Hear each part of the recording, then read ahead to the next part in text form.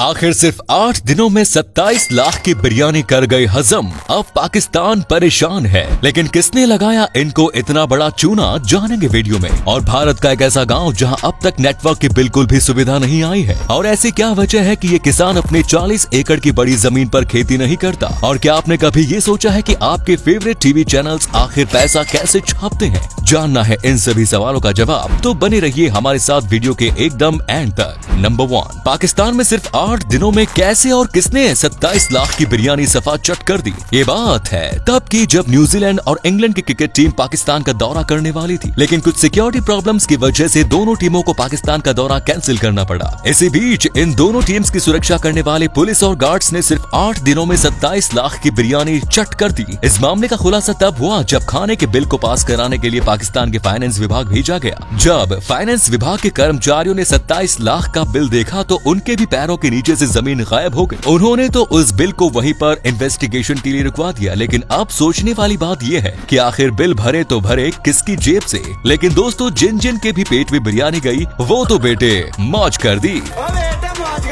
Number 2, दुनिया में कुछ ऐसे लोग हैं जिनके अच्छे कामों के बारे में आपने जरूर पता होना चाहिए। मिलिए तमिलनाडु के पुडुपलायम के रहने वाले किसान आर गुरुस्वामी से, जो पिछले 20 सालों से अपने खेत के आसपास के हिरणों को बचाने के लिए एक बहुत ही अद्भुत काम कर रहे हैं। उन्होंने अपनी बड़ी सी 45 एकड़ की जमीन पर पिछले 20 सालों से सिर्फ इसलिए खेती नहीं की ताकि वहाँ आने जाने वाले हिरणों को कोई तकलीफ न हो। उन्होंने वो जमीन हिरणों के चरने के लिए छोड़ दी। स्थानीय वन विभाग के डेटा के मुताबिक आर गुरुस्वामी जी के पिछले 20 सालों के छोटे योगदान की वजह से वहाँ हिरणों की संख्या लगभग 2 गुनी हो गई है। गुरुस्वामी का कहना है कि उनकी जमीन अब हिरणों का घर बन चुकी है। उनकी जमीन पर गाय, बकरी और हिरण एक साथ चरते हैं। गर्मियों के समय में गुरुस्वामी ने अपनी जमीन पर हिरणों के लिए एक बड़ा जल कुंड भी बनवा दिया है। और इस इलाके में कोई मांसाहारी जानवर यानी कि शेर, चीता या कोई और शिकारी जानवर भी नहीं, जिसकी वजह से भी हिरणों की संख्या में काफी बढ़ोतरी देखने को मिली है। दोस्तों, इस महान व्यक्ति के लिए एक लाइक जरूर करें। नंबर 3, मोबाइल में नेटवर्क न मिलने पर लोग क्या क्या कर जाते हैं, इससे तो आप बहुत अच्छे से वाकिफ होंगे। लेकिन मध्य प्रदेश के मंत्री बृजेंद्र सिंह रोज 2 से 3 घंटे 50 फीट ऊंचे झूले पर क्यों बीतते हैं? शायद आपने गैस कर लिया होगा। यस, आपने सही सोचा। वो जहाँ पर रहते हैं वहाँ पर उन्हें मोबाइल नेटवर्क नहीं मिलता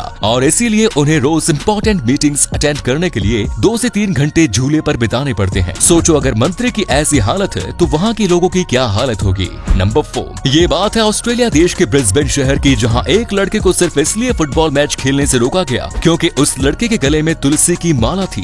एक फुटबॉल मैच के दौरान शुभ को रेफरी ने माला उतारने के लिए कहा, लेकिन शुभ ने रेफरी को ये जवाब दिया कि सिर्फ एक फुटबॉल मैच के बजाय मैं अपने धर्म का पालन करना चाहूंगा। असल में फुटबॉल के वर्ल्ड ऑर्गेनाइजर फीफा के रूल्स के हिसाब से मैच के दौरान नेकलेस, रिंग, ब्रेसलेट, इयररिंग्स वगैरह पहनना मना है। लेकिन इन रूल्स में कहीं भी तुलसी की माला का जिक्र नहीं, जिस वजह से रेफरी का शुभ को तुलसी की माला उतारने के लिए कहना गलत था। लेकिन जब ये बात ऑस्ट्रेलिया की मीडिया तक पहुंची तो रेफरी को भी अपनी गलती माननी पड़ी और फिर शुभ को तुलसी माला पहनकर फुटबॉल खेलने की इजाजत मिल गई। नंबर 5, एक आदमी 4 साल पहले यानी कि 2017 में 13 साल के बच्चे करके सऊदी अरब भाग गया। पुलिस स्टेशन में FIR दर्ज होने के बावजूद उसका कोई अता पता नहीं चल रहा था। लेकिन किसी मूवी की हीरोइन की तरह एक फीमेल IPS ऑफिसर ने उस आदमी को सऊदी में जाकर दबोच लिया। ये बात है केरल के कोलमपुर की। यहाँ 2017 में सुनील कुमार नाम का एक आदमी छुट्टियां मनाने आया। इसी दौरान उसने एक बच्चे के साथ कई दिनों किया। जब बच्चे के घर वालों को ये बात पता चली तब तक सुनील सऊदी अरब भाग गया। लेकिन जहाँ ये बात IPS ऑफिसर मैरिन जोसेफ को पता चली तो उन्होंने सीधे सऊदी अरब की पुलिस को इस बात की जानकारी दी, जिससे कि सऊदी अरब की पुलिस ने सुनील को एयरपोर्ट पे ही पकड़ लिया। उसके बाद मैरिन जोसेफ ने बिना किसी को इन्फॉर्मेशन किए उसे सऊदी अरब से घसीटकर इंडिया के जेल में पटक दिया। नंबर 6, इसमें कोई शक नहीं कि ये दुनिया रहस्यमय चीजों से भरी हुई है। इस पूरी दुनिया में एक ऐसी जगह है जहाँ आधी नदी एक छोटे से गड्ढे में समा जाती है। अमेरिका के ब्रूल नदी के ठीक नीचे ये छोटा सा गड्ढा है,